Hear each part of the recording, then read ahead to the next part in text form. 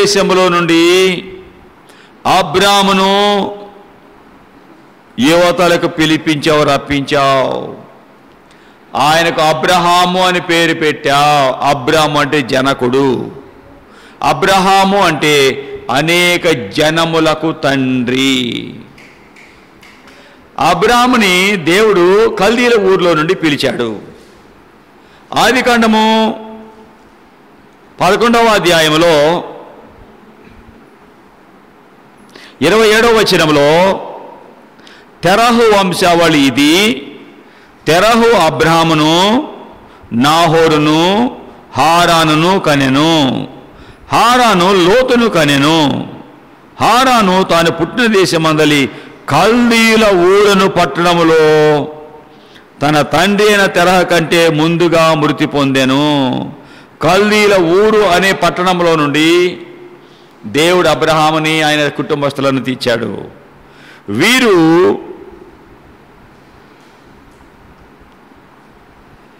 కల్దీల ఊరనే పట్టణంలో నుండి బయలుదేరి 31వ వచనంలో తెరహు తన కుమారుడుగు అబ్రామును, తన కుమారుడుగు హారాను, కుమారుడుగు లోతును, తన కుమారుడుగు అబ్రాము భార్య అయిన శారయి అను తన కోడలిని తీసుకొని కనాను వెళ్ళుటకు కల్దీల ఊరని పట్టణంలో నుండి వారితో కూడా బయలుదేరి హారాను మట్టుకు వచ్చి అక్కడ నివసించిరి. తెరహు అబ్రాముని, ఆయన కుమారుడైనటువంటి హారాను అంటే ఆయన కుమారుడైన హారాను కుమారుడు అంటే లోతు అంటే తెరహు మనమడిని అబ్రాము భార్యని తీసుకొని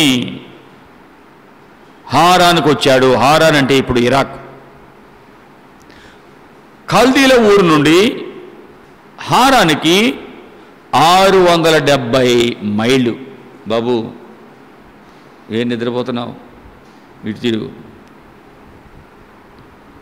కల్దీల ఊరు నుండి హారాను అనే పట్టణానికి, హారాను అనే స్థలానికి వచ్చేటప్పటికి అక్కడికి 670 మైళ్ళు అంటే 1085 కిలోమీటర్లు, 1000 కిలోమీటర్లు దాటారు. ఇక్కడ నుండి హైదరాబాదు 270 కిలోమీటర్లు. ఇక్కడ నుండి లిడియమా ఉన్న ప్రాంతానికి 510 కిలోమీటర్లు. అంటే అక్కడికి వెళ్ళి మళ్ళీ వచ్చే అంత దూరం 20 గంటలు రైలు బండిలో ప్రయాణం చేస్తే వీరు కల్దీల ఊరు నుండి తెరహు అబ్రాహాము తండ్రి అబ్రాముని, అబ్రాము భార్యని అంటే కోడల్ని, మనవణ్ణి తీసుకొని హారానికి వచ్చాడు. అక్కడికి ఆగిపోయాడు. హారానులో దేవుడు అబ్రాహాముని పిలిచాడు. నీవు లే,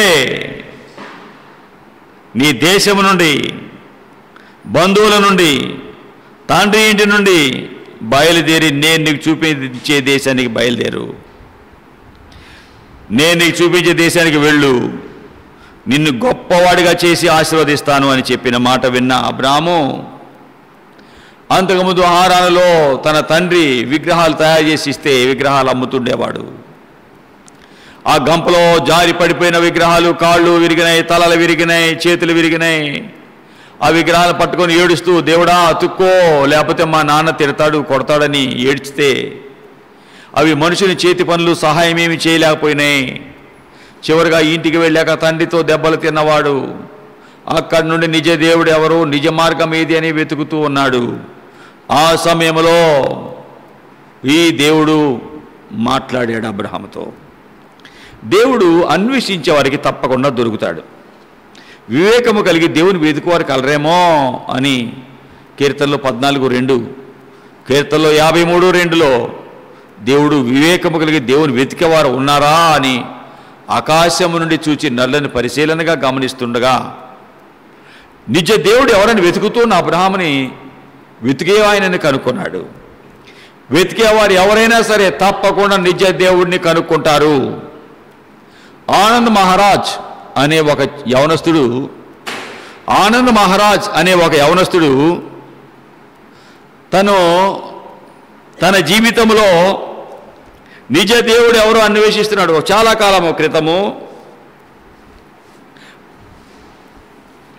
తను ఎంతో ప్రేమించిన చెల్లి ఉండేది. ఎంతో ప్రేమించిన చెల్లి సడన్గా చనిపోతుంది, జబ్బైపోతుంది. ఎవరో ఎవరో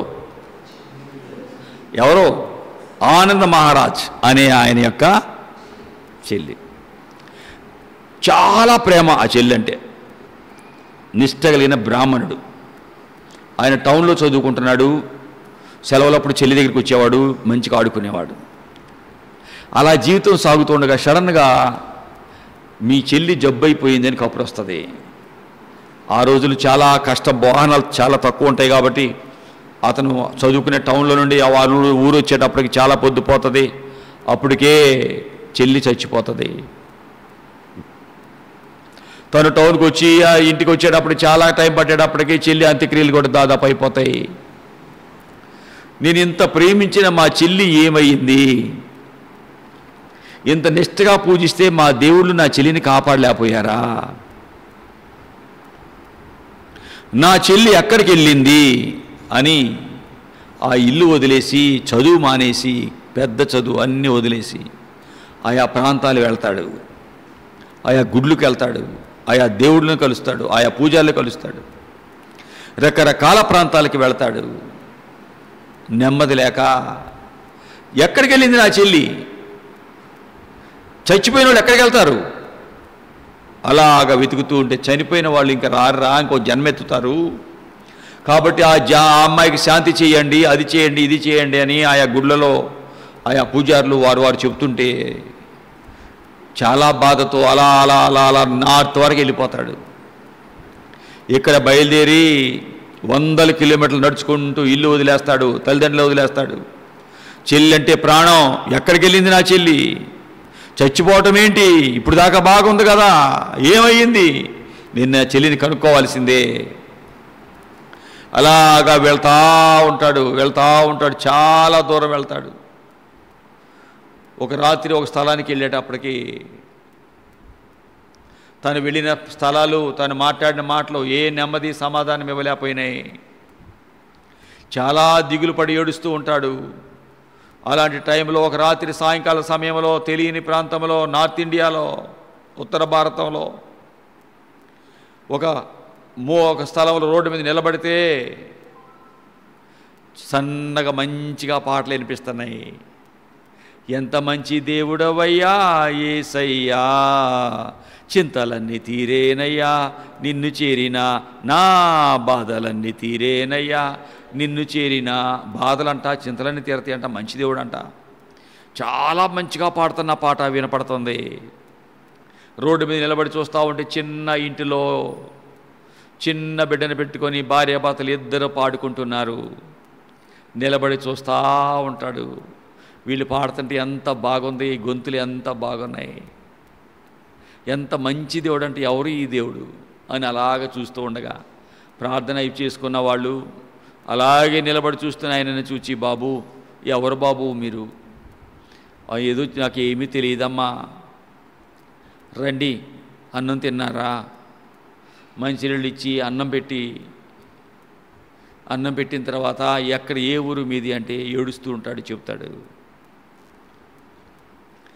ఇలా నేను ఒక హిందువుడిని, నా చెల్లి జబ్బైపోయింది, నా చెల్లి అంటే నాకు చాలా ప్రాణము, సడన్గా కబురు వచ్చింది చెల్లి జబ్బైపోయింది అని కబురు వచ్చింది. నేను ఆ టౌన్లో నుండి ఊర్లోకి వచ్చేటప్పటికి ఆ పాప చనిపోయి అంత్యక్రియలు కూడా అయిపోయినాయి. చివరిసారి కూడా నా చెల్లిని చూడలేకపోయాను. ఎక్కడికి వెళ్ళింది నా చెల్లి కనుక్కోవాలని 100 కిలోమీటర్ల ప్రయాణం చేసి వస్తున్నాను. అలాగ ఎక్కడా నాకు సమాధానం లేదు. నా చెల్లి ఏమైంది ఎవరు చెప్పటం లేదు, నెమ్మది సమాధానం లేదు.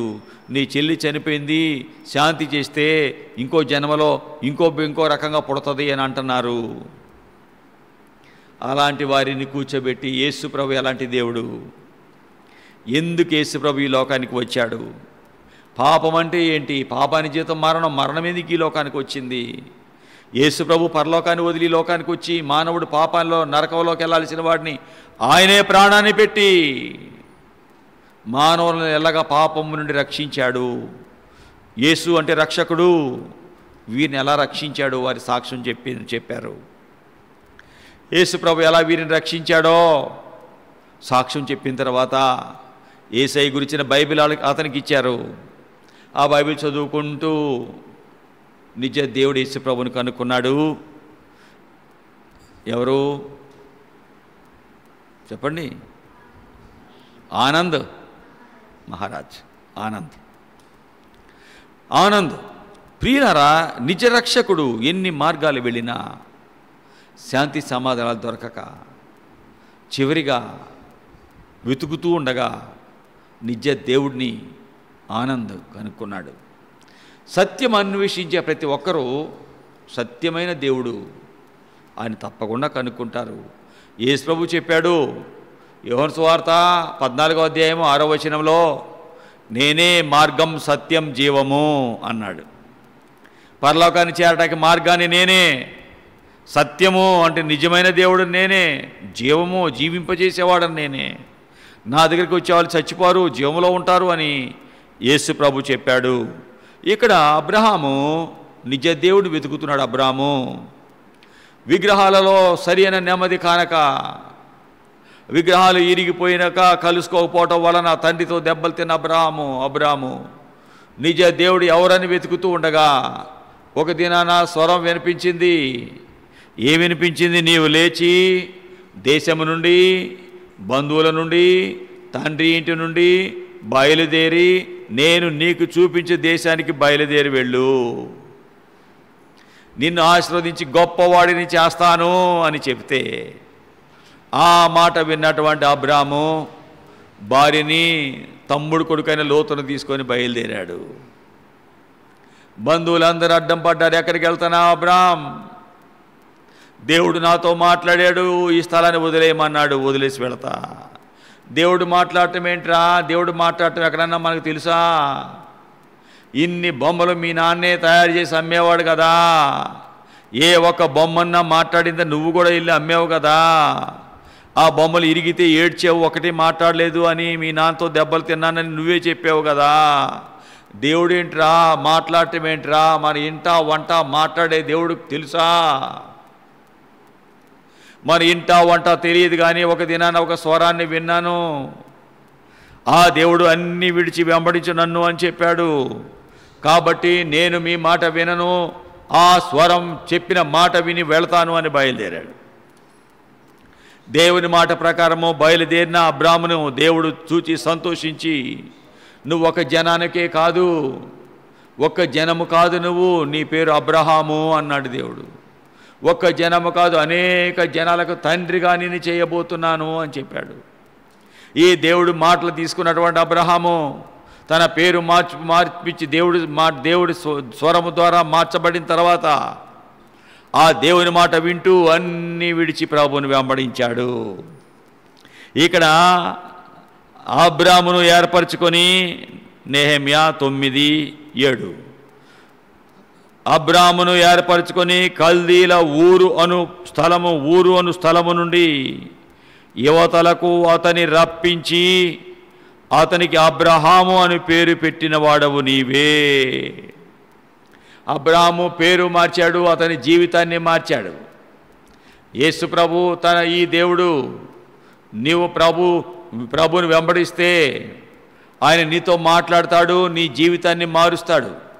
అబ్రహాము జీవితంలో నెమ్మది లేక సమాధానం లేక ఉండగా దేవుడు ఆయనతో మాట్లాడి స్వరము వినిపించి, నేను నిజ దేవుడను, మాట్లాడే దేవుడను, మొరపెట్టినప్పుడెల్లా నీకు దగ్గరగా ఉండే దేవుడను, నా తనకు మొరపెట్టి వారికి, నిజముగా మొరపెట్టి వారికి నేను సమీపముగా ఉంటాను అని ప్రభు అబ్రహాముతో మాట్లాడాడు. కీర్తన గ్రంథము దేవుని వాక్యం జాగ్రత్తగా చూద్దాం. 145వ అధ్యాయము 18వ వచనంలో తనకు మొరపెట్టి వారికి అందరికీ, తనకు నిజముగా మొరపెట్టి వారికి అందరికీ యెహోవా సమీపముగా ఉన్నాడు. నిజముగా మొరపెట్టే వారికి దేవుడు దగ్గరగా ఉంటాడు. తానేందు భయభక్తులు కలవారి కోరిక ఆయన నెరవేర్చును, వారి మొర్ర ఆలకించి వారిని రక్షించును. యెహోవా తన్ను ప్రేమించు వారిని అందరినీ కాపాడును. ప్రేమించి ప్రభువుని వెంబడిస్తుంటే ఈ ప్రభు అబ్రాహాముని కాపాడాడు. అబ్రాహాము ప్రభు పిలిచిన వెంటనే ఏం చేశాడు? ప్రభు పిలిచిన వెంటనే యెహోషువ గ్రంథము 24వ అధ్యాయము. ప్రభు పిలిచిన వెంటనే ఇతను చేసిన పని ఏంటి? ప్రభు ఇతనిని పిలిచిన వెంటనే అన్నీ విడిచిపెట్టేశాడు. 2వ వచనం, యెహోషువ జనులందరితో ఇట్లా, నేను ఇశ్రాయేలుడైన యెహోవా చెప్పినది ఏమనగా, ఆది కాలము నుండి మీ పితరులు అనగా అబ్రహామును నాహోరును తండ్రి అయిన తెరహు కుటుంబీకులు నది అద్దరిన నివసించి ఇతర దేవతలను పూజించిరి. విగ్రహారాధనలో ఉన్న అబ్రహాముని దేవుడు పిలిచి ఆయనే స్వరం వినిపించి స్వయంగా ప్రభువే మాట్లాడి ఆ విగ్రహ ప్రాంతము నుండి, దేశము నుండి, ప్రజల నుండి బయటకు తెచ్చి అనేకులు దీవెనిగా మార్చటానికి ఆయన పేరును మార్చాడు. అబ్రాము అంటే జనకుడు, అబ్రహాము అంటే అనేక జనములకు తండ్రి. నువ్వు ఒక్కడివే కాదు, అనేకులు తండ్రిగా ఉండాలి. ఒక్కడికే దీవెన కాదు, అనేకులు దీవెనగా ఉండాలి. ప్రభు నిన్ను ఆశించింది అనేకులు దీవెనగా ఉండాలని. ఆయన ఎందుకు నిన్ను మందిరాన్ని తెచ్చాడు?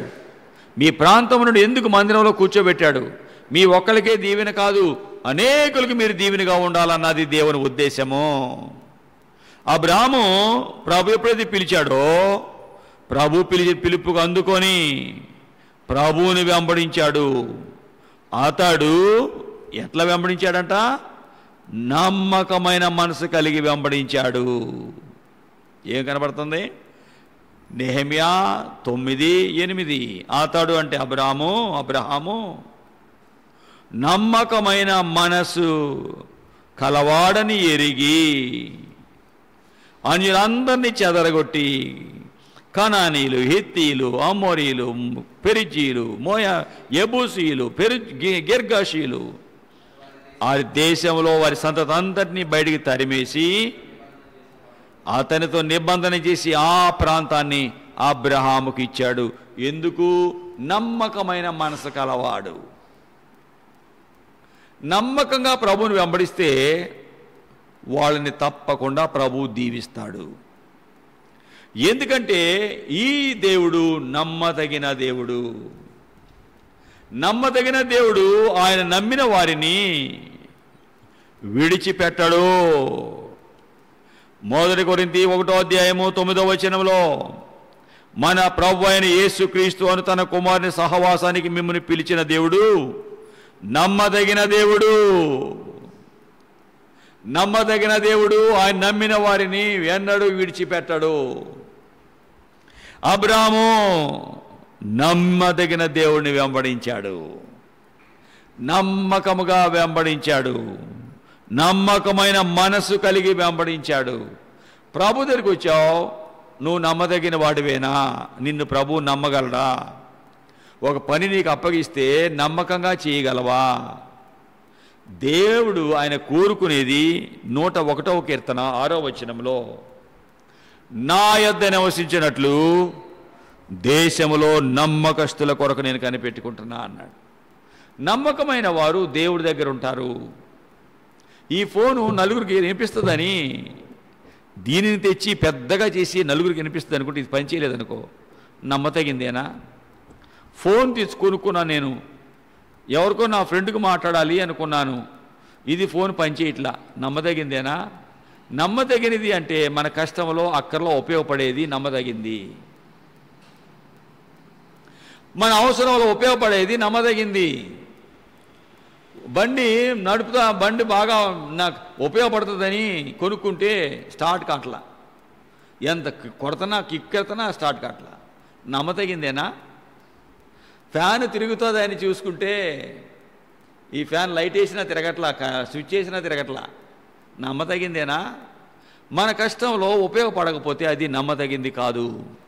ప్రభువు నా కోసం ఉపయోగపడతారు అని ఆశించి మనకి ఆయన వాక్యం అందిస్తుంటే మనం ప్రభువుని వెంబడించకుండా మన ఇష్ట ప్రకారం బ్రతుకుతుంటే మనము నమ్మదగిన వారము కాదని ఆయన ఎరుగుతాడు. మనకి ఏ దీవెన రాదు. నమ్మదగిన వాడు మన దేవుడు. నమ్మకమైన వారిగా ఉండాలని ఆశపడుతున్నాడు.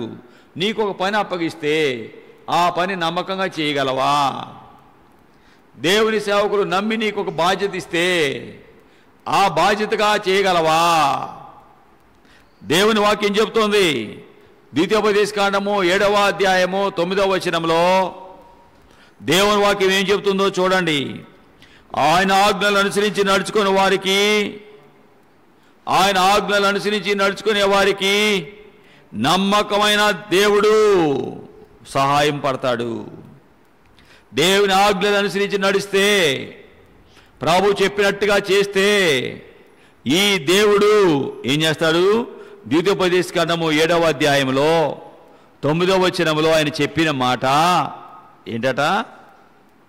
నీ దేవుడని యెహోవా తానే దేవుడనియు తన్ను ప్రేమించి తన ఆజ్ఞలను అనుసరించి నడుచుకున్న వారికి ఆయన తన నిబంధనను స్థిరపరిచేవాడు, 1000 తరముల వరకు కృప చూపేవాడు, నమ్మదగిన దేవుడనియు. నమ్మదగిన దేవుడు. ఆయన వెంబడించేవారు, ఆయన ఆజ్ఞలు అనుసరించే వారికి స్థిరపరచి దీవెనిస్తాడు, ప్రేమిస్తాడు. ఆయన ఆజ్ఞలు గైకొనే వారికి తన నిబంధన స్థిరపరిచి దీవిస్తాడు. ఈ దేవుడు నమ్మదగిన దేవుడు. ఆయన ఆజ్ఞలను అనుసరించే వారిని 119వ కీర్తన 86వ వచనంలో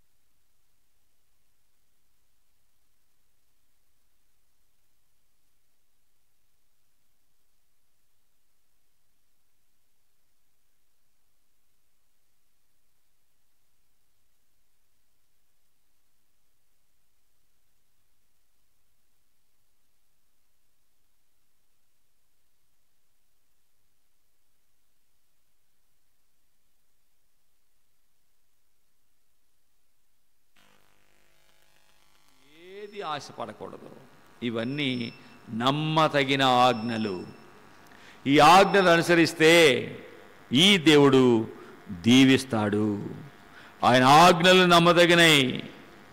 సామెతలు 28వ అధ్యాయము 20వ వచనంలో నమ్మకమైన వానికి దీవెనలు మెండుగా ఉంటాయి.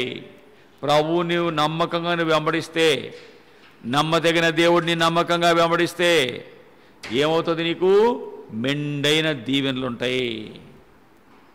ఈ దినాలలో నమ్మదగిన దేవుని దగ్గరికి వస్తున్నారు కానీ నమ్మకంగా వెంబడించటల్లా. ఆపద నొక్కులు, సంపద మరుపులు. ఆపద వస్తే దేవుడా దేవుడా అంటున్నారు. ఆపద తీరగానే ప్రార్థనకు రావేంటమ్మా అంటే కుదరట్లేదు అంటున్నారు. ఒక సహోదరి నాకు తెలుసు, పాకాలపాడులో. ఆమె జీవితంలో చాలా కష్ట పరిస్థితికి వచ్చేసింది. డాక్టర్లు టెస్ట్ చేసి నీకు క్యాన్సర్ అని చెప్పారు. క్యాన్సర్ అని చెప్తే బోర్న వచ్చి నా దగ్గరికి వచ్చి ఏడ్చేస్తుంది. అయ్యా నాకు క్యాన్సర్ అంట అని ఏడ్చేసింది. మందిరాన్ని వదలలేదు. ప్రార్థించాము, హాస్పిటల్కి వెళ్ళింది, రకరకాల పరిస్థితులకు వచ్చేసింది. చివరిగా ప్రార్థించిన తర్వాత అద్భుతంగా ప్రభు ఆమెను ముట్టాడు. ముట్టిన తర్వాత అయ్యా ప్రభు నన్ను ముట్టాడయ్యా అని చెప్పింది. ఏమ్మా ప్రార్థనకు రావంటే పొలంలో పని ఎక్కువైందయ్యా అంది. మా ఆయన హైదరాబాద్లో హోటల్ పెట్టాడయ్యా అంది. నేను పనిచేసి సత్యన అది అయిపోయి అక్కడ దూరం అయిపోయిందని సత్యనపల్లిలో హోటల్ పెట్టామయ్యా అంది. అలా అలా అలా అలా అలా అలా చివరిగా ప్రార్థనే మానేసింది. ప్రియులారా, మనుషుల జీవితాల్లో నమ్మకమైన దేవుడిని నమ్మకంగా వెంబడించలేక నష్టపోతున్న వారిని సమాజంలో చూస్తున్నాం. ప్రభు వాక్యం వింటున్నావు, ప్రభు సన్నిధికి వచ్చావు. దేవుడు అబ్రాముని పిలిచాడు. నిజమైన మార్గం ఏదైనా వెతికాడు. ఇంతకాలం నేను పూజించినవి సహాయం చేయలేదా అని దుఃఖపడ్డాడు. అలాంటి సమయంలో వెతుకుతూ ఉండగా దేవుడే అబ్రాహాముతో మాట్లాడి, నువ్వు అబ్రాహాము కాదు, నీ పేరు అబ్రహాము.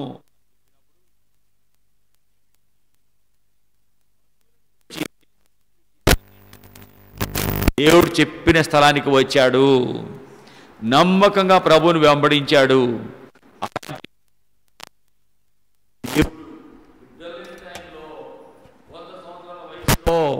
90 సంవత్సరాల వయసున గర్భం ఉడిగిపోయిన శారా భార్యకి గర్భాన్ని తెరిచి ఇస్సాకు అంటే నవ్వు, ఇంట్లో నవ్వు ఉండే బిడ్డని ఆ కుటుంబం ద్వారా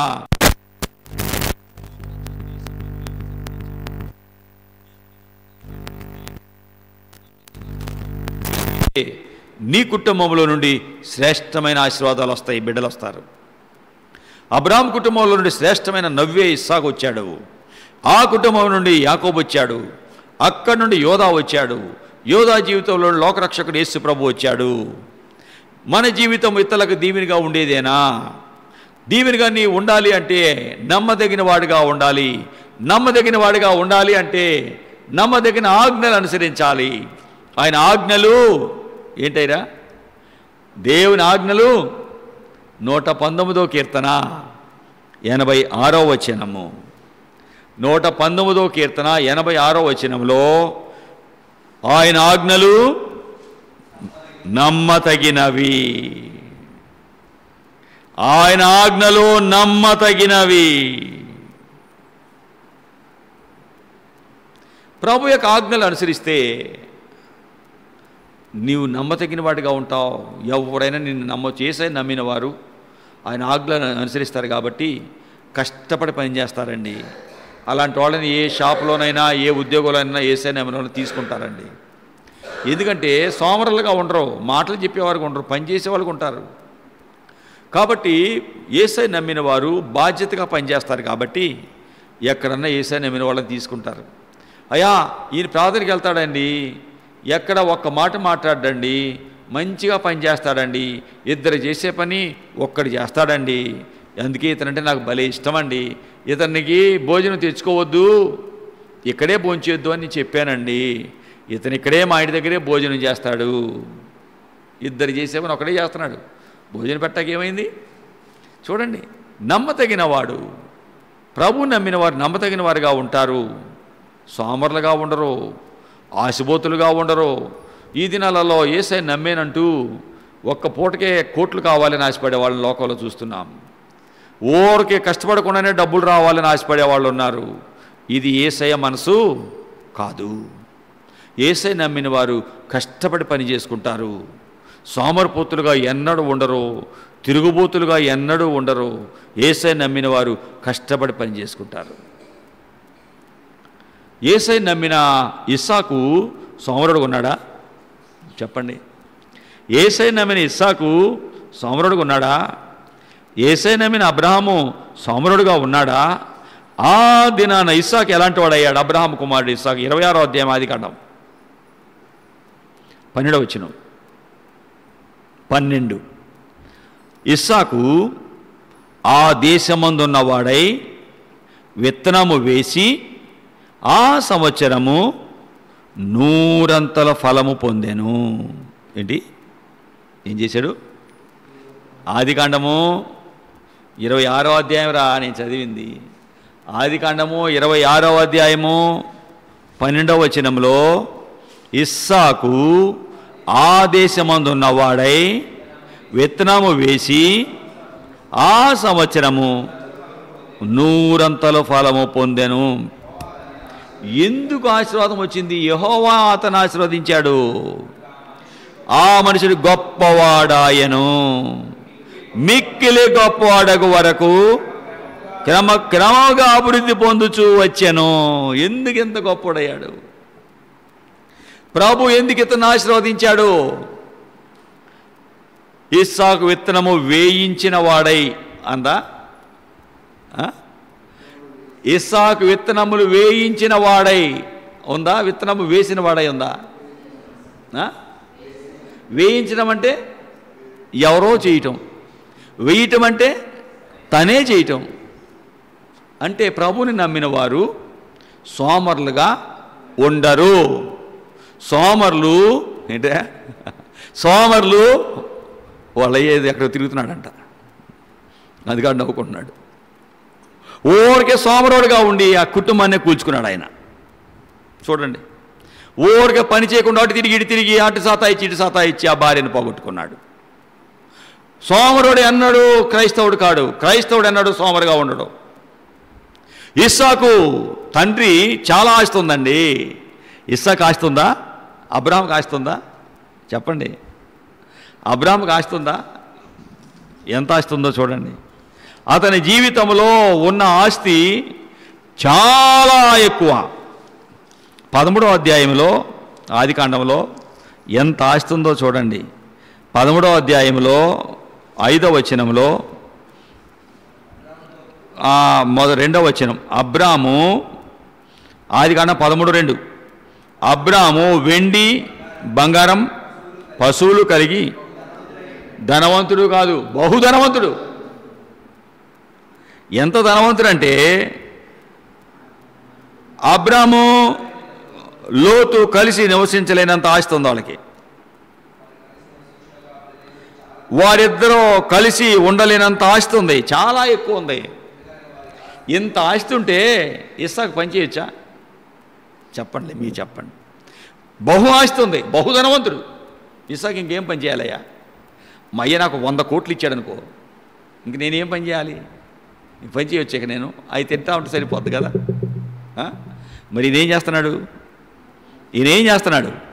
ఇంత ఆస్తి ఉన్నా 26వ అధ్యాయము 13వ వచనంలో 12వ వచనంలో ఆ దేశమందు ఉండి విత్తనం వేస్తున్నాడు, కష్టపడుతున్నాడు. ప్రభు చూచాడు, కష్టపడుతున్నాడు ఈ బిడ్డ, నేను దీవిస్తా. యెహోవా అతనిని ఆశీర్వదించెను కనుక ఆ మనుషుడు గొప్పోడయ్యాడు. నీ జ్ఞానము, నీ చదువు, నీ తెలివి, నీ పలుకుబడి, నీ బలగము, నీ బంధువులు, నీ అధికారులు, నీకున్న నాయకులు నిన్ను గొప్పోడిని చెయ్యవు. నీకు దేవునికి మధ్య ఉన్న సంబంధాన్ని బట్టి నీవు గొప్పగాని అధమగాని అవుతావు. అర్థమవుతుందా? నీకున్న తెలివి వలన గొప్పవాడివి కావు. ప్రభు నీతో ఉంటే తప్ప నీవు గొప్ప మెట్టుకు రాలేవు. చాలా ఆశపడి పనులు ప్రారంభించి దరిద్రులైన వాళ్ళు, ఆస్తి అంతా పోగొట్టుకున్న వాళ్ళని నేను కొల్లలు చూశాను. ఇంత ఆస్తి ఉంది నాకు, మా నాన్న ఇంత ఇచ్చాడు అంత ఇచ్చాడని ఆ వ్యాపారం ఈ వ్యాపారం అని చెప్పి అన్నీ పోగొట్టుకొని కూలి పనికి వెళ్తున్న వారిని కూడా చూస్తున్నాము. ఎంత బ్రతికి ఎందుకు బ్రతకాలి అని ఆత్మహత్య చేసుకున్న వారు నాకు తెలుసు. నీ జ్ఞానము నిన్ను గొప్పవాడిని చేయదు, దేవుని భయం నిన్ను గొప్పవాడిని చేస్తుంది. ఇస్సాకు దేవుని భయంతో ఉన్నాడు, కష్టపడి పని చేయడం నేర్చుకున్నాడు. క్రైస్తవుడు ఎన్నడూ కూడా సోమరుడుగా ఉండడు. సోమరువాడు క్రైస్తవుడు కాడు, క్రైస్తవుడు సోమరుడు ఎన్నడూ కాడు. ఇస్సాకు ఆ సంవత్సరం విత్తనం వేసిన వాడై 100 అంతలు ఫలములు పొందాడు. యెహోవా అతనిని ఆశీర్వదించాడు కాబట్టే ఆ మనుషుడు గొప్పోడయ్యాడు. దేవుడు దీవించకపోతే నువ్వు గొప్ప మెట్టుకు రాలేవు.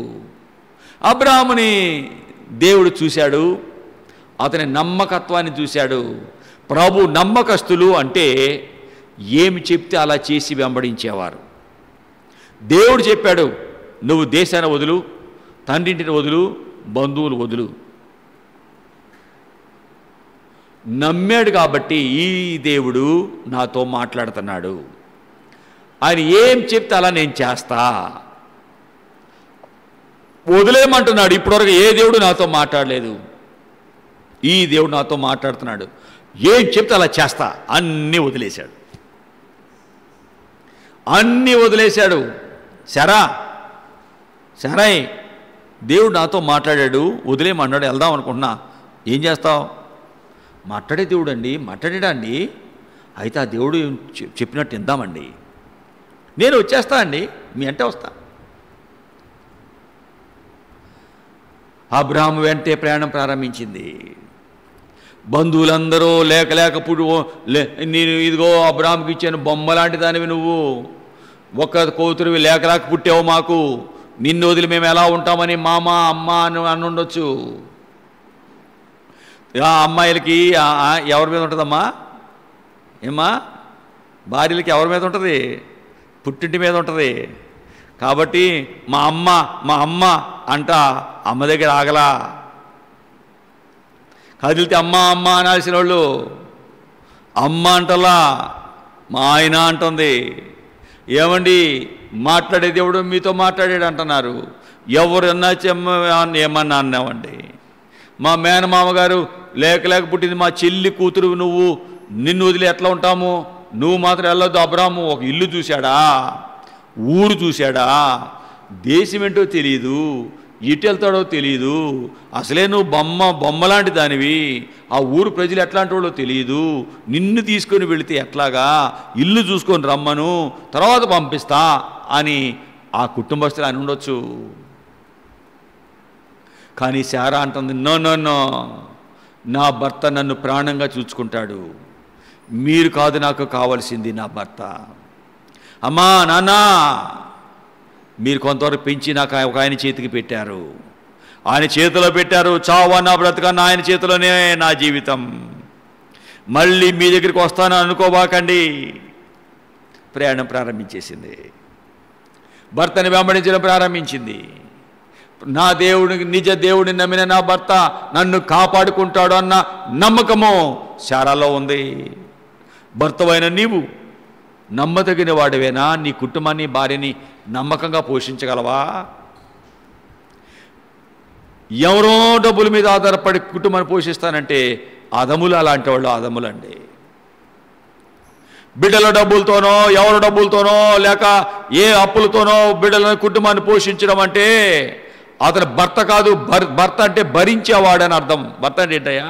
భరించువాడు అని అర్థమయ్యా. భరించాల్సిన నువ్వు భారాన్ని భార్య మీద పెడితే, భరించాల్సిన నీవు నీ భారాన్ని ఎవరి మీదో పెడితే అది చేతకాంతనం. అలాంటి వాళ్ళు పెళ్లి చేసుకోకూడదు, దరిద్రులుగా ఉండాలి అక్కడ, ఎవరి మీద ఆధారపడేవాళ్ళు. నేను అలాంటి వాళ్ళని ఒప్పుకోను, దేవుడు అసలు ఒప్పుకోడు. దేవుని దగ్గరికి వచ్చిన వాళ్ళు ఎవరినన్నా చూడండి, కష్టపడి పని చేసే వాళ్ళు ఉంటారు. ఇశ్రాయేలీలు కష్టపడి పని చేశారా ఫరో దగ్గర, ఐగుప్తు దేశంలో? ప్రభు దగ్గరికి వచ్చిన ఎవరన్నా కష్టపడి పని చేశారా లేదో చూసుకోండి బైబిల్లో. ఎవరూ సోమరులుగా లేరండి, ఎవరు సోమరులుగా లేరండి. పెళ్లి చేసుకున్న తర్వాత మోషే ఏం చేశాడు రా మోషే? మందని మేపాడయ్యా, హోరేపు కొండకు తీసుకెళ్ళాడండి గొర్రెల్ని. సోమరోడుగా మాం పెడుతున్నాడు అని తింటా కూర్చోలేదండి. ప్రభువుని నమ్మినోడు ఎవడో ఇతరుల మీద ఆధారపడడు. వాళ్ళు ప్రభుని నమ్మినోళ్ళు కాదు. ప్రభుని నమ్మిన వారు ఎన్నడూ ఒకరి మీద ఆధారపడరు.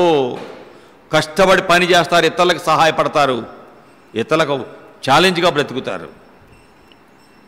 బైబిల్లో ఎలాగా అకుల ప్రిస్కిలాలో డేరాలు కుట్టుకొని పని చేసుకున్నారండి. పౌలు డేరాలు కుట్టి పని చేశాడండి. పని చేయని వాళ్ళు ఎవరండి? ఎక్కడున్నారండి బైబిల్లో? సోమరులుగా ఏ ఒక్కడూ కనిపించడండి బైబిల్లో దేవుడిని నమ్మిన వాళ్ళు. అబ్రాహాము పని చేశాడు, సంపాదించాడు. ఇస్సాకు పని చేశాడు, నూరంతల దీవెన దేవుడు ఆయన చూశాడు. దేవుడు చూస్తే ఇస్సాకు పనిచేసే కష్టజీవిగా ఉన్న ఇస్సాకును చూచి అతని పంటను ఆశీర్వదించాడు దేవుడు. ప్రభు దగ్గరికి వచ్చిన వారు నమ్మకస్తులుగా ఉంటారు. దేవుడు అబ్రహామును చూస్తే నమ్మకస్తుడిగా పనిచేస్తున్నాడు. దేవుడు చెప్పాడు, వెళ్ళమన్నాడు, అన్నీ వదిలేస్తా, తండ్రిని, బంధువులను, దేశాన్ని వదిలేయమన్నాడు, వదిలేస్తా. ఈ దేవుడు నమ్మదగిన దేవుడు, ఆయన చెప్పినట్టు చేస్తా. సరే, దేవుడు ఇలా చెప్పాడు, బయలుదేరబోతున్నా, వస్తావా? ఎస్, నేను వస్తానండి. మీరు ఎక్కడుంటే అక్కడే నేను ఉంటాను. ప్రయాణం ప్రారంభించేసింది. వీరిని చూచిన దేవుడు నమ్మకంగా నన్ను వెంబడిస్తున్నారు, నేను ఏం చెప్తే ఆ మాట వింటున్నారు, కాబట్టి వీరిని నేను కాపాడాలి, దీవించాలి. బిడ్డలు లేరు ఈ కుటుంబంలో, వీరికి తగిన సహాయం నేను చేయాలి, బిడ్డనివ్వాలి. దేవుని సేవకులుగా ఎలాగా వీరు 18వ అధ్యాయానికి వస్తే ఆదికాండము ఏం చేస్తున్నారండి? సోమరోళ్ళేనా వీళ్ళు? సోమరోళ్ళేనా వీరు? కాదు. మొదటి వచనంలో మమ్రే దగ్గర ఉన్న సింధూర వనములో అబ్రాము ఎండవేళ గుడార ద్వారమందు కూర్చొని ఉన్నప్పుడు యెహోవా అతనికి కనపడెను. అతని కన్నులెత్తి చూసినప్పుడు 3 మనుషులు అతని ఎదుట నిలబడి ఉండిరి. అతడు వారిని చూచి గుడారము వాకిటి నుండి వారిని ఎదుర్కొంటూ పరిగెత్తుకొని నేల మట్టుకు వంగి, ప్రభా, నీ కటాక్షము నా మీద ఉన్న ఎడ్ల ఇప్పుడు నీ దాసుని దాటిపోవద్దు, నేను కొంచెం నీళ్లు తెప్పిస్తాను, దయచేసి కాళ్ళు కడుక్కోండి, అలసట తీర్చుకోండి, ఆహారం తెప్పిస్తాను, కొంచెం ఆహారం తెచ్చేదను, కొంచెం ఆహారము తెప్పించేదను అన్నాడా? ఏమన్నాడు? 18వ అధ్యాయము 5వ వచనము, కాళ్ళు కడుక్కుంటూ కొంచెం నీళ్లు తెప్పించేదను అన్నాడు. కాళ్ళు కడుక్కొని చెట్టు కింద అలసట తీర్చుకొనుడి, కొంచెం ఆహారము నీళ్లు తెప్పించేదను అంటున్నాడు. ఇక్కడ ఆహారం తెచ్చేదను అంటే ఆయనే తెస్తాడు. ఎవరైనా? కోటీశ్వరుడు. ఏం చేస్తున్నాడు? పని చేస్తున్నాడు. ప్రభువుని నమ్మిన వారు ఇలాగుంటారండి. గుడారంలో ఉన్న శారా దగ్గర త్వరగా వెళ్ళి, నీవు త్వరపడి 3 మానికల మెత్తని పిండే తెచ్చి పిసికి రొట్టెలు చేయమని చెప్పాడు. పని వాళ్ళు ఉన్నారులే, చేయొచ్చు అన్నాడా? భార్యకి పని చేయి అని చెప్తున్నాడు. అబ్రాము పశువుల మందకు పరిగెత్తుకొని వెళ్ళి మంచి దూడను తెచ్చి, ఆయనే తెచ్చి పనివాడికి ఇచ్చాడు, త్వరగా సిద్ధం చేయి అన్నాడు. వెన్న, పాలు సిద్ధం చేయించిన దూడను తెచ్చి వారి ఎదుట పెట్టి వారు భోజనము చేయుచుండగా వారి దగ్గర చెట్టు క్రింద నిల్లుచుండెను. ఎంత గౌరవం చూడండి. ఆయనే ఆహారం తెచ్చి వడ్డిస్తున్నాడు, కూర్చోట్ల నిలబడి చూస్తున్నాడు. ఎంత గౌరవం అండి. దేవుని బిడ్డలంటే ఎంత మర్యాద అండి. ఈ మర్యాదను, గౌరవాన్ని చూచిన దేవుడు ఆశీర్వాదం మీకుండా వదులుతాడా? కష్టజీవులకు ఎప్పుడు ఆశీర్వాదాలు ఉంటాయి, గుర్తుపెట్టుకోండి. దేవుడే వీరికి ఆశీర్వాదాన్ని ఇచ్చాడు. నమ్మకమైన వానికి 28 సామెతలో 20వ వచనంలో నమ్మకమైన వానికి దీవెనలు మెండుగా ఉంటాయి. అంత విలువైన దీవెనలోకి వచ్చారు. దేవుడు నమ్మకమైన వారిని ఎన్నుకొని ఉన్నతమైన వారిగా చేస్తాడు. మోషేను దేవుడు ఎన్నుకున్నాడు. మోషే ఎవరండి? హెబ్రీ 3:2. మోషే ఎవరో? దేవుని ఇల్లంతటిలో మోషే నమ్మకముగా ఉన్నాడు. దేవుని పనిలో, దేవుని ఇంటిలో ఇశ్రాయేలు అందరిని అప్పగిస్తే నమ్మకంగా నడిపించుకుంటా వెళ్ళాడు. దేవుని ఇల్లంతటిలో నమ్మకముగా ఉన్నాడు. అందుకే దేవుడు నా ఇల్లంతటిలో నమ్మకమైన వాడు అని దేవుడు చెప్పాడు. మోషే ఎంత మంచోడో తెలిసినా ప్రభు ఏం చెప్పాడో మోషే గురించి చూడండి. సంఖ్యాకాండం 12వ అధ్యాయం.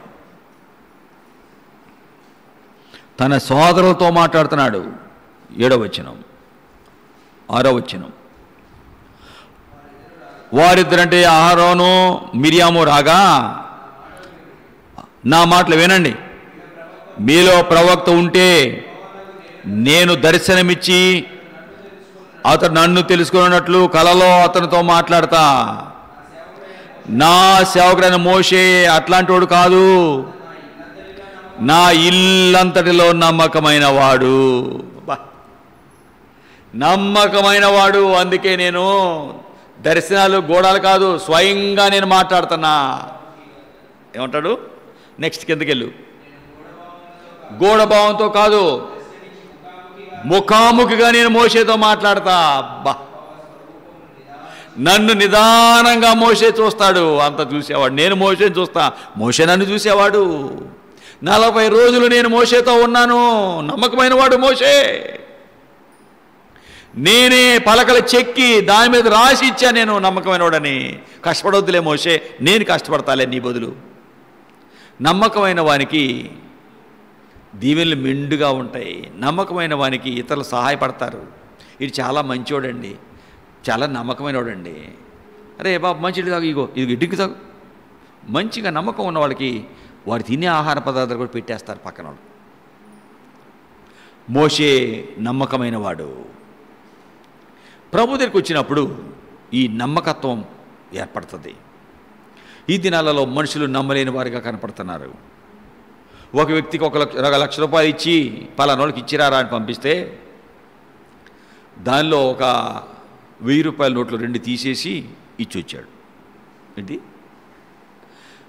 సార్ మీరు ఇచ్చిన డబ్బులు అందుకున్నాను సార్, 1,00,000 రూపాయలు లేవు సార్, ఒక 2,000 తగ్గినాయి సార్. సరిగా లెక్కెట్టు, అన్నీ ఉంటాయి చూసుకో జాగ్రత్తగా. ఆ రోజుల్లో 1000 నోట్లు ఉన్న టైం, 1000 నోట్లు ఉన్న టైంలో 1,00,000 రూపాయలు పంపిస్తే 1,00,000 రూపాయల నోట్లు పంపిస్తే ఆ 2,000 రూపాయలు పింకుతో ఎంత ఉంటాయి. ఆ రోజుల్లో 1000 రూపాయల నోట్లు ఎంత పొడుగు పెద్దగా ఉండేవి. అయ్యా గుర్తున్నాయా మీకు? 1000 రూపాయల నోట్లు పెద్దగా ఉండేవి. 2,000 నోట్లు సన్నటి వచ్చినాయిలే పింక్. ఆ రోజుల్లో 1000 రూపాయల నోట్లు పెద్దగా ఉండేవి. చూసావరా? 1000 రూపాయల నోట్లు 100 నోట్లు ఇస్తే అక్కడికి వెళ్ళేటప్పటికి 2 లేవు. నమ్మదగినోడేనా? అది సరిగా లెక్కెట్టయ్యా. అయ్యా నేను కాదు పక్కన కూడా ఇచ్చానయ్యా, లెక్క పెట్టి ఇచ్చానయ్యా, 2 నోట్లు తగ్గినాయి, 98 ఉన్నాయ్యా. ఏంటిరా బాబు నీ కవర్లో పెట్టి ఇచ్చాను కదా, ఏం చేసావు? కవరే కదయ్యా మీరు ఇచ్చింది, కవర్ అట్లాగే ఇచ్చి వచ్చానయ్యా. ఒరి కవర్ ఇచ్చావా? మీరు కవర్ ఇచ్చారు కదయ్యా, కవర్ అట్లాగే ఇచ్చి వచ్చాను. ఎట్ట తగ్గినాయి? అమ్మగారు లెక్కెట్టారు, నేను లెక్కెట్టాను. ఒకసారి మీరు లెక్క తప్పు చేస్తారని అమ్మ లెక్కెట్టి పెడుతుంది. అమ్మగారు లెక్కెట్టారు, నేను లెక్కెట్టాను, కవర్లో పెట్టి పంపించాం. ప్రియులారా, నమ్మతగిన వాడు కాదు. మరి ఎన్నడూ ఆ వ్యక్తిని మేము నమ్మలేదు. అతనికి ఏ పని అప్పచెప్పలేదు. నేను తీసుకెళ్తా అన్నా పర్వాలేదులే మేము పంపిస్తాం. ఏంటయ్యా నమ్మరా మమ్మల్ని, నన్ను నమ్మరా అంటున్నాడు. అంటే ఏంటిడు? అర్థమైపోయింది, అడిగాడు మాటలోనే అర్థమైపోయింది. ఏంటయ్యా నన్ను నమ్మరా? అవసరం లేదు కదా, ఇప్పుడు ఏముంది, వెళ్తున్నాం ఇచ్చొస్తున్నాం. వాడికి అర్థమైపోయింది. మనుషుల జీవితాలలో 2000కే వాడి జీవితం అయిపోయింది. ఈ దినాలలో నమ్మకస్తులను మనం కనుక్కోలేకపోతున్నాము. ప్రభు నిన్ను నమ్మాడు, రక్షించాడు. ఏమంటాడు తెలుసా ప్రభు? వీరు అబద్ధమాడనేరని ప్రజలని దేవుడంట. ఏంటంట? ఏమనుకున్నాడంట ప్రభు? వీరు నాజనులని అబద్ధమాడనేరని ప్రజలని అనుకొని ఆయన వారికి రక్షకుడాయను అని వాక్యం కనపడుతుందండి. ప్రభువు మనల్ని నమ్మాడు. ఎలాగా? అబద్ధమాడనేరని వారమని నమ్మి రక్షణ ఇచ్చాడు. ప్రభు దగ్గరికి వచ్చాము, ప్రభు మాటలు వింటున్నాము. ఆయన మాటలు వింటున్న మనము ఏ మెట్లోకి వచ్చామో ఆలోచించుకోవాలి. వారు నా జనులని, అబద్ధమాడనేరని ప్రజలని నమ్మి ఆయన వారికి రక్షకుడాయను. చూడండి, ప్రభు మనల్ని నమ్మాడు, రక్షించాడు. అబద్ధమాడిన ప్రజలని ఆశ అనుకున్నాడు. కానీ మనం ఏ స్టేజ్లో ఉన్నామో ఆలోచించుకోవాలి. ప్రియులారా, దేవుని దగ్గరికి వచ్చి వాక్యం వింటున్న మనము ప్రభు నమ్మకాన్ని నిలబెడుతున్నామా, లేక ఆయన నమ్మకాన్ని వమ్ము చేస్తున్నామా? ఆయన నమ్మకాన్ని మనము వమ్ము చేస్తున్నామా మనం ఆలోచించుకోవాలి. యెషయా గ్రంథంలో ఆ వారు నా జనులని, అబద్ధమాడనేరని ప్రజలని నమ్మి ఆయన వారికి రక్షకుడాయను అని వాక్యం చెబుతుందండి. దేవుని దగ్గరికి వచ్చిన మనము 63వ అధ్యాయం కదా, యెషయా గ్రంథము 63:8 ఏమంటంట? నా జనులని, అబద్ధములు ఆడనేరని పిల్లలనియు అనుకొని, అంటే నమ్మి రక్షణ ఇచ్చాడండి. మనం నమ్మాడండి. నమ్మిన మనల్ని నమ్మి రక్షిస్తే మనం ఏ స్టేజ్లో ఉన్నాం? అబ్రాహాముని దేవుడు నమ్మాడు. నమ్మకంగా ప్రభువుని వెంబడిస్తుంటే ఎక్కడికి వెళితే అక్కడ జయమిస్తూ కాపాడుకుంటూ వెళ్ళి అబ్రహాము అని పేరు పెట్టాడు. నువ్వు ఆ జనకుడు కాదు, అనేక జనాలకు తండ్రిగా ఉండాలి. నువ్వు నమ్మదగిన వాడివి. ఈ దినాన అబ్రాహాముని నా స్నేహితుడు అని ప్రభు పిలుస్తున్నాడు. నమ్మదగిన వాడు దేవుని స్నేహితులు అవుతారు. నమ్మకముగా నువ్వు ప్రభువుని వెంబడిస్తే, నమ్మకముగా ప్రభు మార్గంలో నడిస్తే, నమ్మకముగా ప్రభు కొరకు బ్రతికితే దేవుడు ఏం చెప్తాడో తెలుసునా? నా స్నేహితుడు అని పిలుస్తాడు. ఆయన నమ్మిన వారిని ప్రభు ఏం పిలుస్తాడండి? నా స్నేహితుడు అని పిలుస్తాడండి. ప్రభు దగ్గరికి వచ్చావు, ప్రభు స్నేహితుడివేనా? దేవుడు నా స్నేహితుడు అని అబ్రాహాముని పిలిచాడు. మీకు సహాయం చేసేవాడను నేనే, నా స్నేహితుడు, నా స్నేహితుడు. 41 యెషయా 9:8. యెషయా గ్రంథం 41వ అధ్యాయం 8వ వచనం.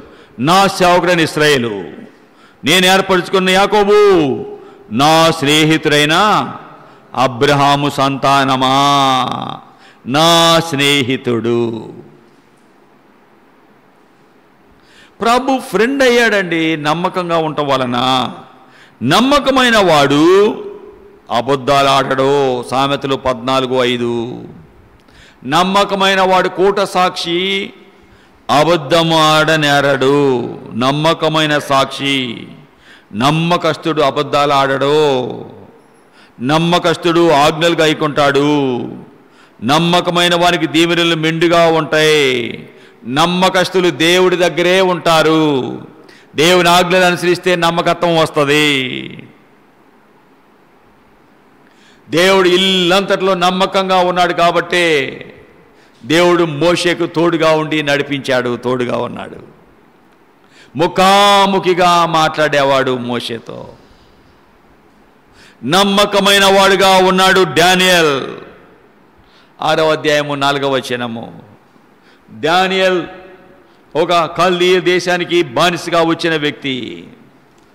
రాజు ఎలాగా తన యొక్క రాజ్యంలో ఎలాగ సకల విద్యలు కలిగిన వారిని తీసుకొచ్చి వారికి విద్యలు నేర్పి ఆ దేశంలో పని చేయించుకోవడానికి సిద్ధం చేసుకున్నటువంటి నెబుకద్నెజర్ బబులోను తెప్పించాడు యోధా దేశము నుండి. రాజవంశములో ఉన్న వారిని తెచ్చి వారికి సకల విద్యలు నేర్పాడు. ఇటువంటి డానియల్ ఏం చేస్తున్నాడండి? ఎలా బ్రతుకుతున్నాడండి?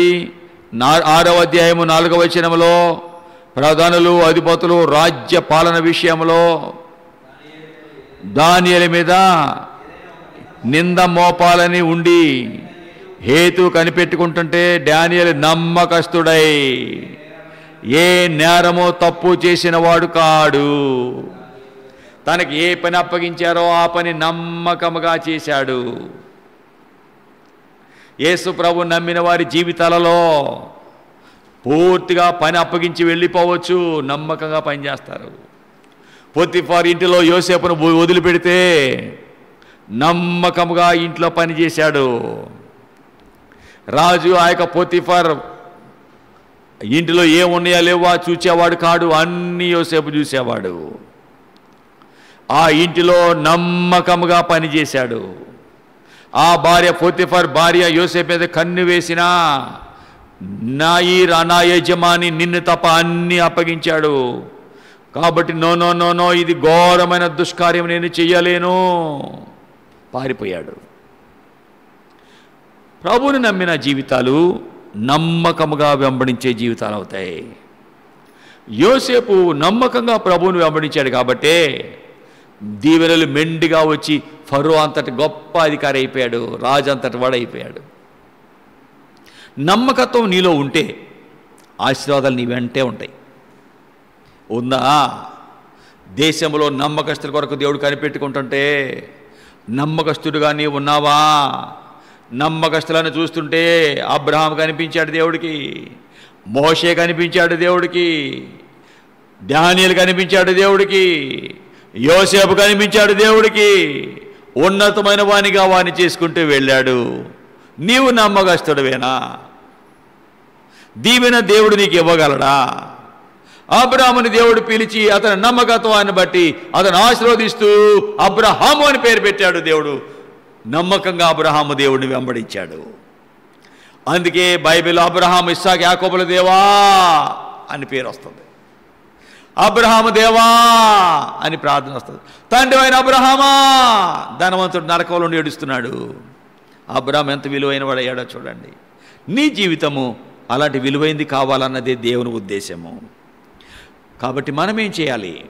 నమ్మకంగా ఉంటే, నమ్మకమైన వారికే జీవకిరీటం. ఎప్పటివరకు నమ్మకంగా ఉండాలి?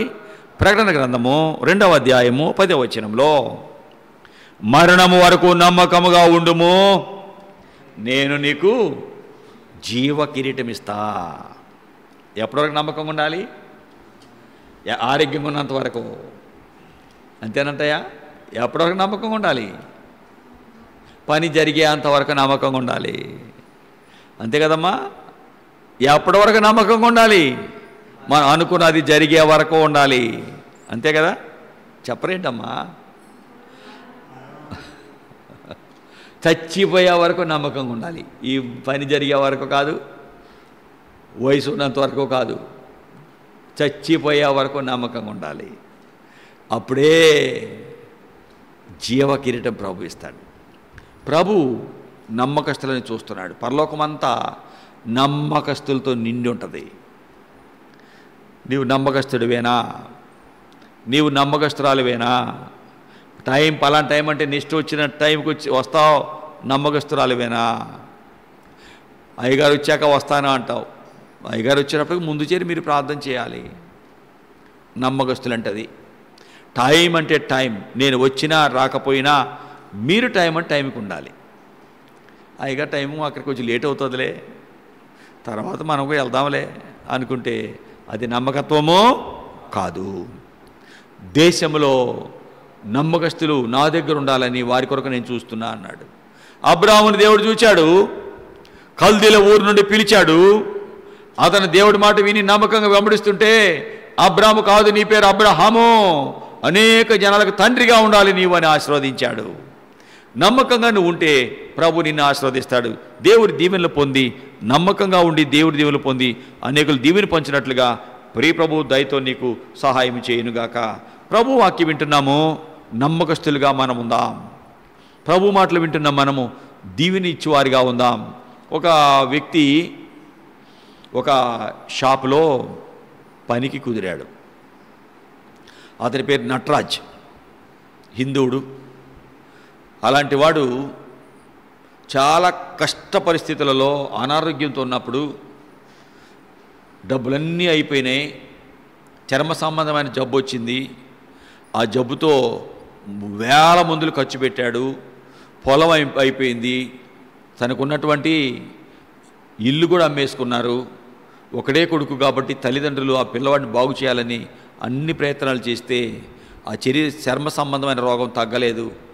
ఎవరో చెప్తే యేసుప్రభుని నమ్ముకోండి, దేవుని సేవకులు ఉన్నారు, ప్రార్థన చేస్తే వారు దేవుడు ముడతాడు, యేసు అంటే రక్షకుడు అని ఎవరో చెప్తే ఆ పిల్లవాడిని తీసుకొని అన్ని పొడల ఒళ్ళంతా పొడలుగా గోకితే పొట్టు లేస్తుంది.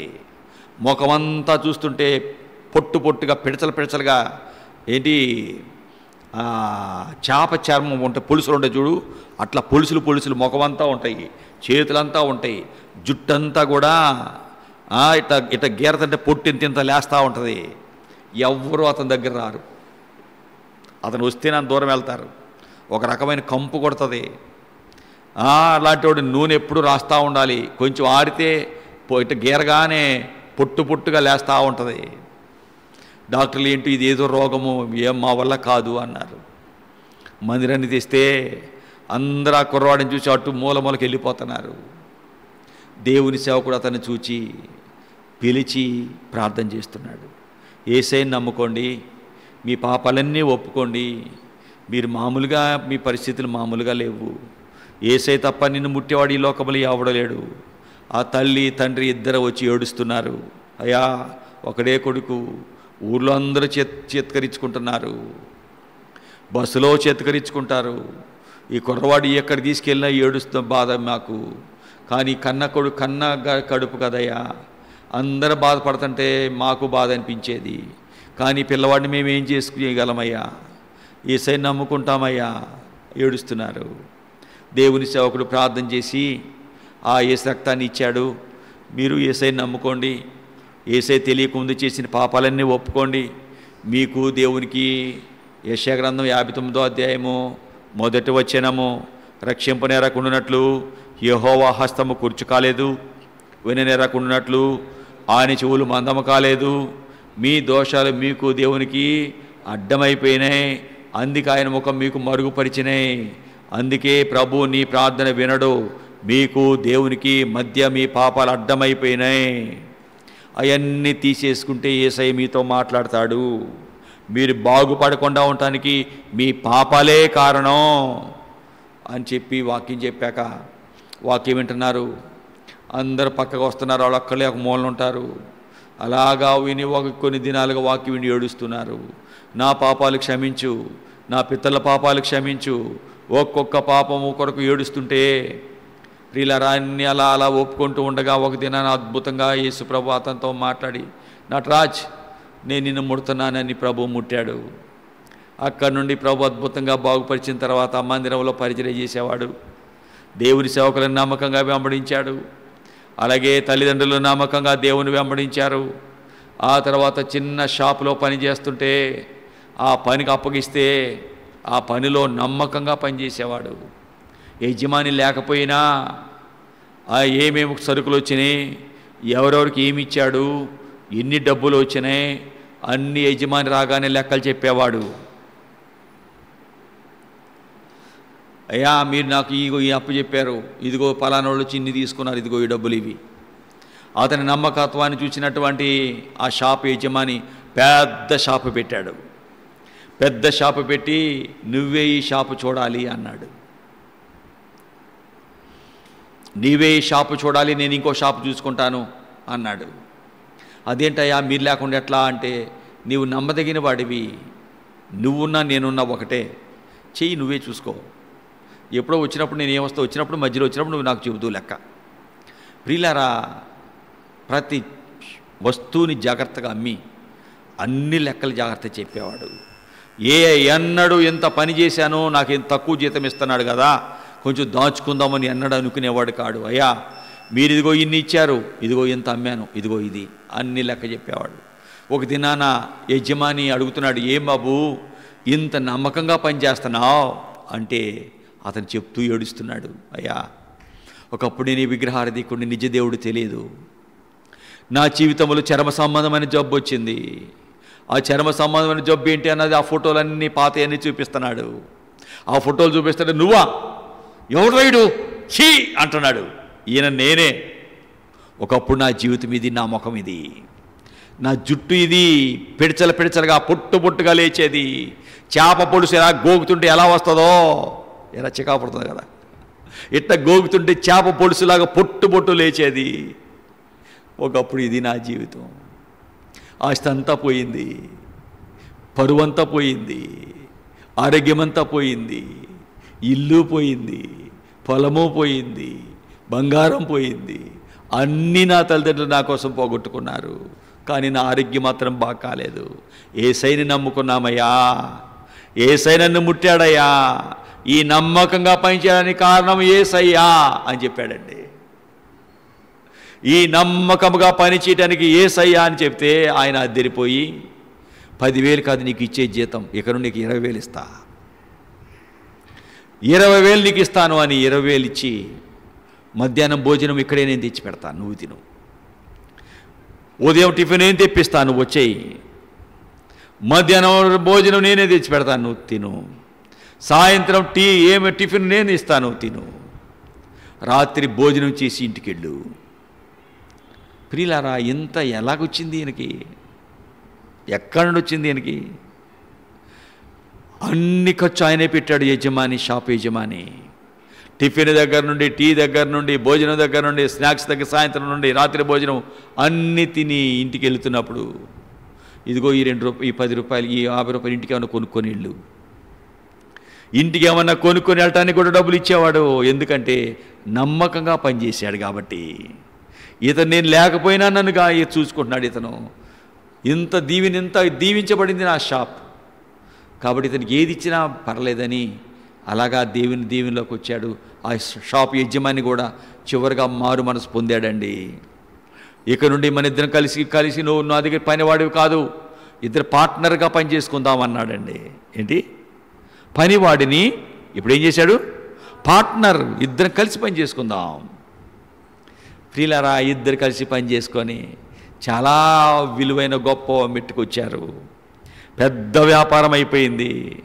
దానిలో దేవునికి ఇవ్వాల్సిందంతా ఇస్తుంటే లక్షల్లో దేవుని సేవలో ఉండేవి. ఎంతగా ప్రభు దీవించాడు. ఆదివారం శనివారం మందిరానికి వచ్చి ఏడుస్తుండేవాడు.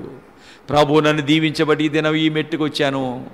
ఇంత కోటీశ్వరుడు నటరాజ్, కానీ కింద కూర్చునేవాడు వెళ్ళి, ఇంత కోటీశ్వరుడు కింద రా బ్రదర్ పైన కూర్చో అంటే, అయ్యా నేను తగనవాడినయ్యా, ఒకప్పుడు అందరూ అసహించుకున్నారయ్యా నన్ను, ఒకప్పుడు నన్ను చేత్కరించుకున్నారయ్యా, చర్చిలో నన్ను చూసిన వారందరూ నన్ను వదిలేసి అందరూ పక్కకి వెళ్ళిపోతే నేను ఒక్కడిని మా అమ్మ నాన్నతో ఒక మూలను కూర్చున్న వాడిని. అలాంటి అధమమైన స్థితిలో ఉన్న నన్ను ఇంత విలువైన వానిగా చేసిన ఆ దేవుడి దగ్గర ఏమి చేసినా నేను రుణస్థుడనే, ఇక్కడే నేను కూర్చుంటా అని మందిరం దగ్గర కింద కూర్చునేవాడండి. ఎవరైనా నమ్మకస్తుడు. ఎక్కడి వచ్చింది ఈ నమ్మకత్వం? యేసయ్యలో వచ్చింది. ఎంతమంది దీవెనయ్యాడు? ఎంతోమంది దీవెనయ్యాడు. ఫలాని నటరాజ్ అలాంటి షాపులో మంచి వస్తువులు దొరుకుతాయి, తగిన రేటుకు దొరుకుతాయి, మోసం అస్సలు ఉండదు. అందరూ అక్కడికి వెళ్ళేవారు. పేరు బలంగా వ్యాపించింది ఆ పట్టణంలో. అదే షాపు జనాలు ఉదయం నుండి రాత్రి వరకు కిక్కిరిసిపోయి ఉండేవారు. ప్రభు ఆ షాపుని విలువగా దీవించాడు. ఇంత దీవెన రాట కారణం ఎవరో? ఏంటి? నమ్మకత్వం. నమ్మకమైన వారికి దీవెనలు మెండు. 28 సామెతలు 20వ వచనంలో మనం చదువుకున్నాం. దేవుడు నిన్ను చూస్తున్నాడు. అబ్రాహామును చూస్తే నమ్మకమైన వాడుగా కనిపించాడు కాబట్టి పేరు మార్చి దీవించాడు దేవుడు. నీవు నమ్మకమైన వాడివేనా? దేవుడు నిన్ను చూస్తున్నాడు. నీకు అప్పగించిన పని నమ్మకంగా చేయగలవా? నమ్మకస్తుడు, నమ్మకమైన మనసు కలిగిన వాడు అబ్రాహాము అని ఇప్పుడే మనం నెహెమ్యా 9వ అధ్యాయం 8వ వచనంలో చదువుకున్నాం. నమ్మకమైన అబ్రాహాముని దేవుడు ఉన్నతమైన వారిగా దీవించాడు. నా స్నేహితుడు అన్నాడు. పరలోకంలో లాజరు ఎక్కడున్నాడట? అబ్రాహాము రొమ్మున అనుకున్నాడట. ధనవంతుడు అబ్రాహామును చూసేటప్పుడు, ధనవంతుడు లాజరుని చూసేటప్పటికి పరలోకంలో అబ్రాహాము రొమ్మున అనుకున్నాడట లాజరు. పరలోకంలో విలువైన స్థలంలో ఉన్నాడు అబ్రాహాము. ఎందుకు ఇంత విలువైన వాడయ్యాడు? నమ్మకస్తుడు. నువ్వు నమ్మకస్తుడివేనా? ప్రభు దగ్గరికి వచ్చిన మనం అడుగుదాం, ప్రభా నమ్మకస్తుడుగా నన్ను చేయి, నీవు నాకు అప్పగించిన పని ఏది చేసి అప్పచెప్పినా నమ్మకంగా పనిచేయటం నాకు నేర్పు. నా చదువులో, నా పనిలో, నా ఉద్యోగంలో, నాకు నీవు అప్పగించిన పనిలో, నీ మందిర పనిలో, నీ సేవకుని పనిలో, నీ పనిలో నీవు నాకు ఏది ఇచ్చినా అక్కడ నమ్మకంగా ఉండటం నాకు నేర్పు. అప్పుడే మెండైన దీవెనలు ఉంటాయి. కాబట్టి ప్రభుని అడుగుదాం, నమ్మకంగా ప్రభుని వెంబడించుదాం. నమ్మకస్తులకు దీవెనలు మెండుంటాయి. నమ్మకంగా ప్రభుని వెంబడించాలి అంటే ఆయన నమ్మదగిన ఆజ్ఞలు గైకోవాలి, నమ్మదగిన ప్రభువుని వెంబడించాలి. అలాగే ఆయన కొరకు మనం బ్రతకాలి. అబద్ధ సాక్ష్యాలు అబద్ధాలు ఆడకుండా ఉండాలి. డానియేలు వలె, మోషే వలె నమ్మకంగా ఉండాలి. అలా నమ్మకంగా ఉన్నప్పుడు ప్రభు మనల్ని పైకి లేపి మన జీవితం ద్వారా ప్రియ ప్రభు ఆయన నామాన్ని మహింపరచుకొనుగాక. నటరాజ్ ప్రభుని నమ్మాడు. ఒకప్పుడు దరిద్రుడిగా ఉన్నాడు, భయంకరుడిగా ఉన్నాడు. అతను చూడాలి, అతను పక్కన నిలబడాలంటే భయపడిపోయేవారు. అలాంటి వాడిని ప్రభు అద్భుతంగా మార్చాడు. అతన్ని స్వస్థపరచడమే కాకుండా నమ్మకమైన దేవుడు దొరికాడు కాబట్టి తను చేసే పనిలో నమ్మకంగా పనిచేశాడు. కాబట్టి ఒక ఉన్నతమైన పార్ట్నర్, పెద్ద పార్ట్నర్ అయిపోయాడు, పెద్ద వ్యాపారవేత్త అయిపోయాడు. ప్రభుని నమ్మకంగా వెంబడించాడు. ప్రభుని ఎలా వెంబడిస్తున్నావు? ప్రభు నిన్ను చూస్తుంటే నీవు దీవెన పొందడానికి, నీకు దీవెన ఇవ్వటానికి తగినవాడిగా ఉన్నావా? ప్రభు నిన్ను చూసి నీకు ఆయన దీవెన ఇవ్వగలడా? ఆయన ఇవ్వగలిగిన నమ్మకము నీకుందా? నమ్మకత్వం ఉందా? లేకపోతే ప్రభువు చెప్పు, ప్రభా నమ్మావు కానీ, అబద్ధమాడనేరని ప్రజలని నమ్మావు కానీ, రక్షించావు కానీ అపనమ్మకస్తున్నయ్యాను, నన్ను క్షమించు. ప్రార్థన చేసుకుందాం, ప్రభువుని అడుగుదాం. ప్రభా క్షమించు, నమ్మదగిన వాడిగా నేను లేను, నన్ను క్షమించు. అబ్రాహాముని పిలిచావు, అద్వితీయ దేవుడవు నీవు అబ్రాహాముని పిలిచావు. నమ్మకముగా వెంబడించిన అబ్రాహామును చూచిన నీవు అబ్రహాము అని పిలిచావయ్యా. అనేక జనాలకు తండ్రి అని పిలిచావయ్యా. నమ్మకత్వము కలిగి నిన్ను వెంబడించాడయ్యా. అందుకే కనానీయులు, హివ్వీలు, హిత్తీలు, పిరిజ్జీలు, యెబూసీలు, గెర్గెషీలు అందరిని తరిమి వారి ప్రాంతమును అబ్రహాము కుటుంబానికి ఇచ్చావు అయ్యా. మీ దగ్గర నుండి దీవెన పొందుకోటానికి తగిన వాడిగా నన్ను చేయి. యేసు ప్రభువా, మీ సన్నిధిలో చేరి బ్రతిలాడుకుంటున్నాము. నీ మాటలు వినే భాగ్యం మాకు ఇచ్చావు, వందనాలు. నీ కొరకు బ్రతకటం మాకు నేర్పు తండ్రి. అబ్రహాము లాంటి నమ్మకత్వం మాకు ఇవ్వు తండ్రి. మీరు పిలిచిన వెంటనే అన్నీ విడిచి మిమ్మల్ని వెంబడించాడు. నమ్మకముగా వెంబడించిన అబ్రహాముని మీరు విడిచిపెట్టలేదు. అబ్రహాము అని చెప్పి అనేకులు దీవెనకరమైన తండ్రిగా చేశావు.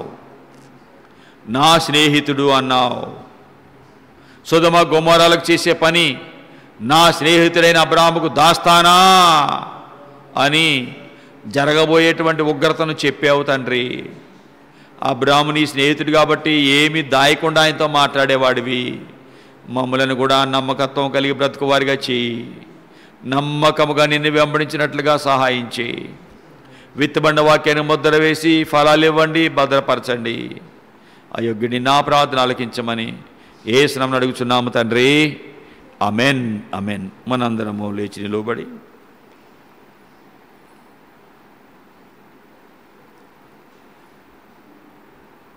నూట 31